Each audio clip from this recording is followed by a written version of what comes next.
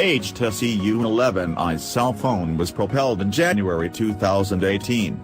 The telephone accompanies a 6.00-inch touchscreen show with a determination of 1080 pixels by 2160 pixels. The HTC U11 EYEs is fueled by octa-center Qualcomm Snapdragon 652 processor and it accompanies 4 GB of RAM.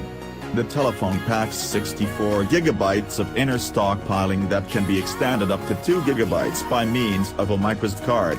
To the extent the cameras are concerned, the HTC U11 EYEs packs a 12 ultra-pixel essential camera on the back and a 5-megapixel front shooter for selfies.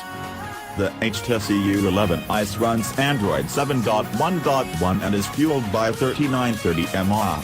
It quantifies 157.90 by 74.99 by 8.50, tallness x width x thickness, and weigh 185.00 grams.